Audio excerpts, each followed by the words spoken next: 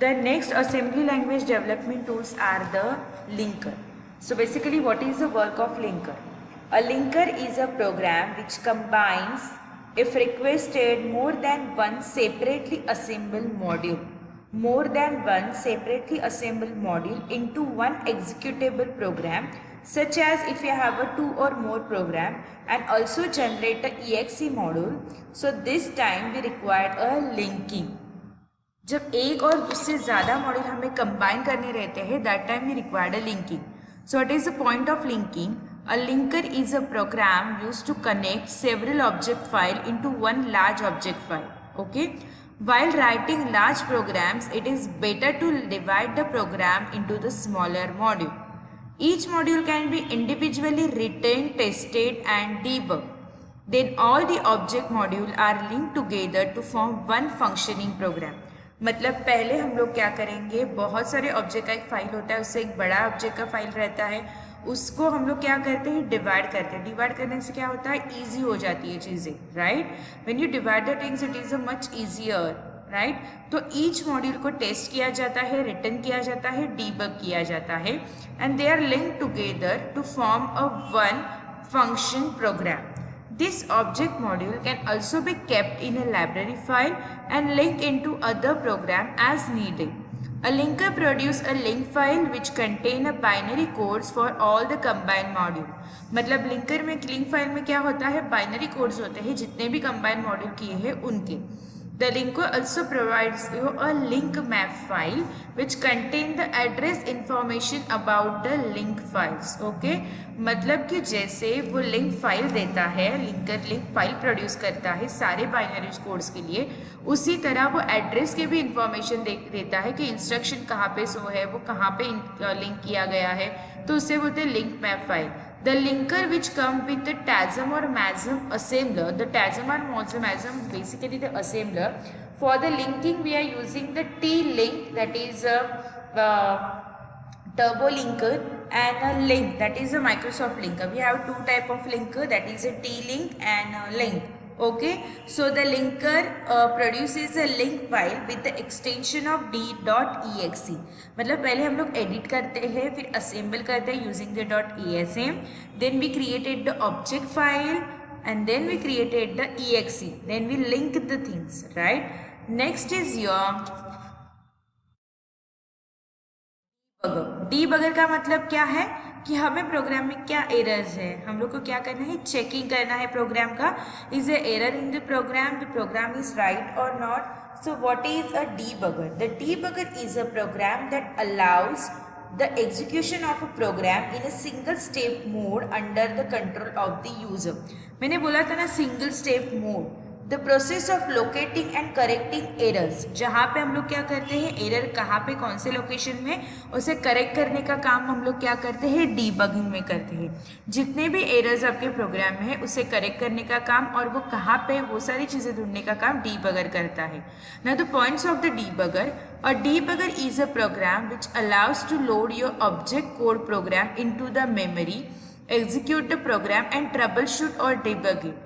मतलब डीबगर क्या करता है, जहाँ पे हम लोग प्रोग्राम स्टोर किया है वो object file, object code program के मेमोरी में लोड करता है, देन उसको एग्जीक्यूट करता है, फिर उसे ट्रबल शूट करता है, then it will debug, means it will find the error.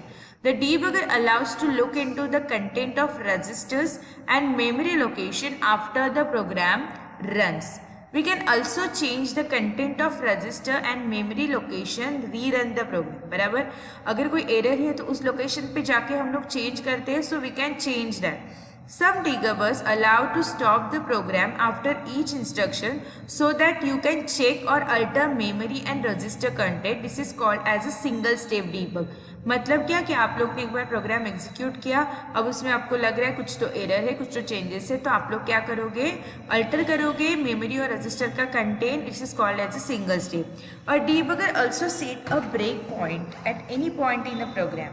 If we insert a breakpoint, the debugger will run the program up to the instruction where the breakpoint is put and then stop. अगर breakpoint होगा तो वो क्या करेगा, वहाँ पे ही वहाँ तक रन करेगा और उसके बाद इमीडिएटली एग्जीक्यूशन को स्टॉप कर देगा. जैसे कि आप लोग अगर स्विच होता होगा, आप लोग को स्विच केस पता होगा, उसमें हम लोग ब्रेक लिखते थे तो क्या होता था, एक सर्टन लिमिट मतलब उसका अगर लॉजिक बराबर है, उस आपका एरर मतलब आंसर बराबर है, तो वैसे वो चेक करके लॉजिकली फिर उसी प्रोसीजर पे वो स्टॉप करता था. So here we also have a break point. Okay, so this is your debugger. Next is your program development steps. No, it is a PDP. It is called as a program development process. The program development process, it consists of analysis, design, development, implementation, translation, testing, debugging and maintenance of the program. If you have any subject like a software engineering, in the software engineering we have a requirement, we have a planning, we have a designing, we have a communication, we have a programming, testing and last you then submitted your target project, right? उसी तरह programme development process में क्या होता है, पहले होता है source file creation, उसके बाद होता है object code generation, then executable file creation, after that program running, program testing and program debugging. The program development process, program development steps हो गए, assembly language development के tools हो गए हैं, and now is your program development process, that is PDP. First is your source file creation, next is your object code generation, executable file creation, program running, program testing and program debugging. So this is the diagram for the program development process. You can see this is the diagram and these are the steps. So here we can see what is source file creation. मतलब आपको problem दिया है, then you are writing the program in an assembly language using the editor.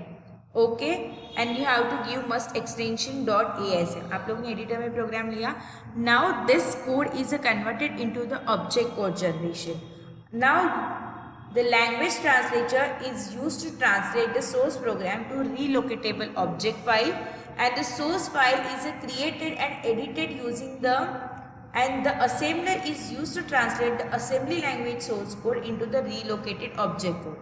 अब relocation of object code means you can see that the relocation का मतलब है कि बहुत सारे ऑब्जेक्ट फाइल होते हैं, हम लोग बहुत सारे तरीके से ऑब्जेक्ट फाइल को कन्वर्ट कर सकते हैं मशीन लैंग्वेज में. So that's why it is called as a relocation.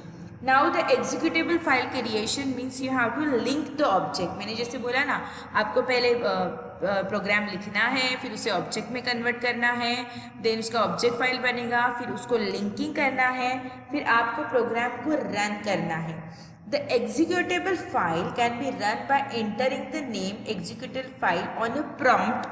Prompt एक ये है मैक्सिमम का, एंड प्रेसिंग द एंटर की ऑन द कीबोर्ड. मतलब प्रोग्राम को रन करने के लिए आप लोग को क्या करना है, जो आपको प्रोसीजर है जो आपको बाद में बताई जाएगी कि आपको लिंक करना है. ऑब्जेक्ट को लिंक करने के बाद आपको क्या करना है, एग्जीक्यूटेबल डॉट लिंक के बाद आपको एंटर करना है. एंटर करने के बाद आपका प्रोग्राम रन होगा, फिर प्रोग्राम को टेस्ट किया जाएगा.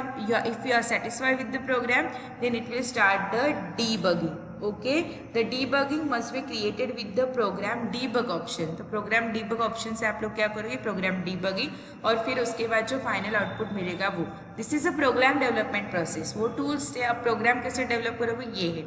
पहले source file create करोगे, फिर object generation करोगे, फिर executable file creation करोगे, फिर उसके बाद program को run करोगे, test करोगे, and finally is your debugging. So this is the procedure for a program development process. Next is your assembly directives and operator. अब program obviously program development process होगी.